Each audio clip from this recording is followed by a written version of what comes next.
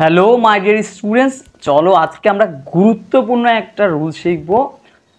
এই রুলসটা যদি তুমি শিখো পরীক্ষায় একদম 100% শিওর যে এখান থেকে 1 মার্ক চলেই আসবে। এখানে দেখো আমি লিখছি যে PAD মানে প্যাড, প্যাডের পর আমি লিখছি 3, 2, 1। কেমন? তো এই 3, 2, 1 এই প্যাড মানে কি? পিতে কি দেখো, প্রিতে লিখছি যে কি প্রেপোজিশন, পিতে কি লিখছি প্রেপোজিশন। কেমন? পিতে কি লিখছি প্রেপোজিশন। আর এতে কি? এতে হচ্ছে তোমার আর্টিকেল, এতে কি আর্টিকেল। আর ডিতে কি? ডিতে হচ্ছে ডিটারমিনার। তার মানে প্রেপোজিশন, আর্টিকেল, ডিটারমিনারের পরে 3 to 1 লিখছি। যদি একটা ওয়ার্ড হয়, যদি কি হয়, যদি শুধু একটা ওয়ার্ড হয় সেটা কি হবে? সেটা নাউন হবে। কি হবে সেটা? এই যে সেটা নাউন হচ্ছে, ঠিক আছে কিনা? যদি দুইটা ওয়ার্ড হয়, যদি কি হয়, যদি দুইটা ওয়ার্ড হয় তাহলে 2 নম্বর ওয়ার্ডটা কি হবে?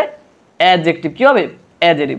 যদি তিনটা ওয়ার্ড থাকে সেক্ষেত্রে 3 নাম্বার যেই এটা হবে, সে 3 নাম্বারটা কি হবে? অ্যাডভার্ব হবে। 3 নাম্বারটা কি হবে? অ্যাডভার্ব। তাহলে আমরা শিখলাম যে প্রেপোজিশন, আর্টিকেল, ডিটারমিনার, এটার পরে যদি একটা ওয়ার্ড থাকলে সেটা নাউন, দুইটা ওয়ার্ড থাকলে সেটা অ্যাডজেক্টিভ, তিনটা ওয়ার্ড থাকলে সেটা হচ্ছে অ্যাডভার্ব। একদম সবার শেষে একটা নাউন, তার আগেরটা অ্যাডজেক্টিভ, তার আগেরটা অ্যাডভার্ব। যেমন আমরা এখানে একটা উদাহরণ লিখছি, he is a very good boy. He is a very good boy. He is a very good boy. তাহলে এখানে ভেরিটা কি বলতো? ভেরি, দেখো এখানে, দেখো একটু খেয়াল করো, এখানে খেয়াল করলে যদি দেখতে পাও এই যে এটা হচ্ছে কি একটা আর্টিকেল বা ডিটারমিনার। এরপর তিনটা ওয়ার্ড ভেরি গুড বয়, তাহলে একদম শেষেটা 1 নম্বর ওয়ার্ড, একদম শেষেটা 1 নম্বর ওয়ার্ডটা হচ্ছে কি?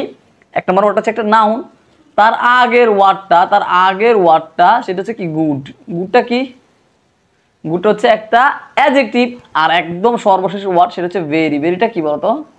ভেরিটা একটা অ্যাডভার্ব। আশা করি সবাই বুঝতে পেরেছো।